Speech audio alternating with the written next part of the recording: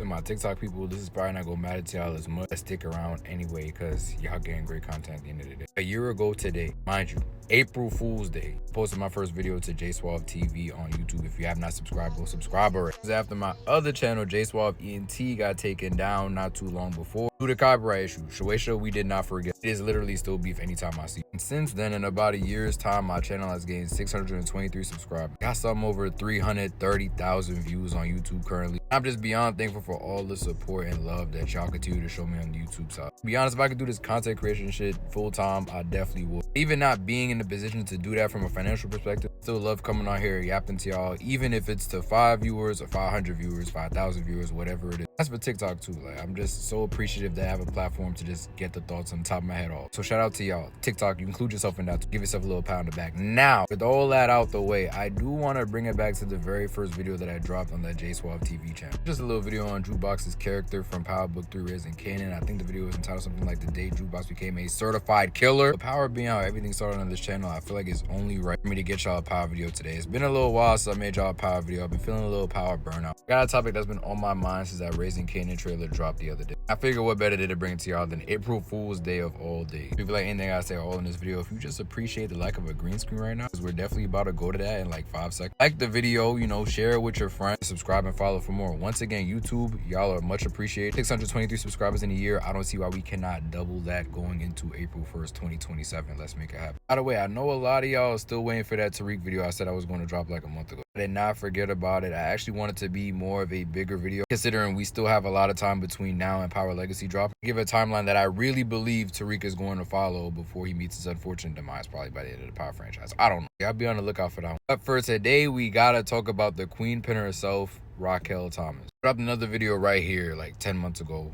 crazy, on whether or not Kanan for real took out his mom. And in this video, I want to revisit if Kanan took her out or not. I just went back to rewatch that video just to see where my head was at in terms of if Kanan did take out his mom or not. Before we watch it, I already knew that I said that there was no way Kanan did that. For me to say no way in hell, it's kind of hyperbole. Looking back, I kind of dragged it. Like, there's a lot of evidence there. Even if you just go back to the conversation that Kanan had with Rock before he pulled the trigger, to show you that Kanan was dead serious about taking out his mom in that scene. Now, whether he did or not, we won't know until the season drops. I will say my opinion has changed on the situation since this episode has dropped. And not gonna lie, I do think Kanan shot Rock. And I hate that the screen went to black before he did it. But honestly, I would not be mad at these writers if they subverted our expectations and expected us to believe, oh yeah, they're just gonna think that he pulled the trigger, but he actually shot somebody else. We didn't show who he shot. They're all thinking Rock's gonna come back and be A-okay in the next season. Somebody probably seen him up the pole on Rock. That's in the family, so they're not gonna mess with Kanan going forward. They go come after Kanan, etc., etc. I was a believer in that. When this episode first dropped, I did not believe that there was any way in hell that they would have went to black without showing Kanan shoot Rock. It just didn't make much sense to me. But now I think the writers are just playing with our expectations, and they think that we believe that if it's not showing that there's no way that Kanan would have shot Rock, somebody intervened. Bucks had called somebody earlier before Kanan even upped the pole on Rock. So maybe he subconsciously shot them, not wanting them to mess up his shot at Rock. Rock got out the building or something like that, and she lived to see another day. But I just think that that's way too easy. And there's been way too much build up with this Rock and Kanan beef for him to have another opportunity to take her out in season 5. Mind you, this is the one and only time, if I'm not mistaken, that we've seen Kanan up the pole on Rock. This is after everything he's went through from season 1 all the way to that moment in season 4. That includes Rock setting up D-Wiz to get clipped, Rock taking out Scrap, Kanan believing that Rock was responsible for Famous, Crystal,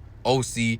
I could go on. In my opinion, that boy had all the resolve in the world to go ahead and take out his mom. And I think he did pull the trigger, and that a bullet did in fact hit Rock. But did she die though? I don't think so. I think maybe he hit some type of vital organ in that small petite frame of Bettina Miller that's gonna put her in the hospital out of commission for the rest of the season. I don't think Kanan was the one to take out his mom in this scene anyway. Ultimately, if he did kill Rock, I couldn't be all that mad at it based on my logic. I'd appreciate the approach if that was the case. I'd just be very disappointed. To say Rock doesn't deserve to go out in this way by Kanan's hand. I just would have loved to see it go down in the moment. But again, when season 5 starts, we're more likely going to see it unfold again anyway. We know exactly what happened to Rock by the end of the season 4 finale, what that means for a character going forward. I will say though, in this trailer, Kanan is moving really comfortable. Like he done got his biggest op off the board, and I know we see somebody visiting that tombstone in the trailer as well. I just feel like it's too easy for it to be Rock though. Maybe Kanan believes he took out Rock. He doesn't know that she's being hospitalized at the moment. I mean, we seen what happened when he shot his pops. He thought he killed him and then he left the scene. So maybe it's the same way with his mom. I don't know. Copy work, but Kanan is still a kid at the end of the day, so you can't really expect too much out of him. Going back to the Rock in the hospital storyline for the season, I like to see Rock finally in a vulnerable position for a long period of time, right? We've seen Rock deal with injuries in the past. Rock is somebody who's going to bounce back quick. And I see this bullet wound keeping her in the hospital for an extended period of time. Amount of time where she won't be able to operate in the street. She's going to have to depend on Marvin and Lou to pick up the slack. Because she's not out front and center, the Thomas family operation is probably going to suffer because of it. Marvin making these side deals, and we see Lou done let Pernessa go. These two might not be as locked in as they're led to believe right now. And the streets is going to be looking at this thinking that they are the next ones up. Thomas family better watch out. And if Rock is alive in that hospital, they better keep that shit close to the chest. Because if Kanan find that shit out, let alone anybody else, they're going to make sure that job is finished. Word to Kobe Bryant. Y'all let me know what y'all think about all this. I definitely don't think Rock is dead, but I do think she's going to be in a very compromised position going into this 5th and final season of Raising Kanan, and I don't think it's anything that she doesn't deserve. Once again, thank y'all for 623 subscribers on YouTube. Thank you for all the growth on TikTok across all my social media platforms, period. Y'all are much appreciated. Y'all keep me going in this content creation game, and y'all already know it's only up from here. Love y'all. Catch y'all with another video before the end of the day. Peace.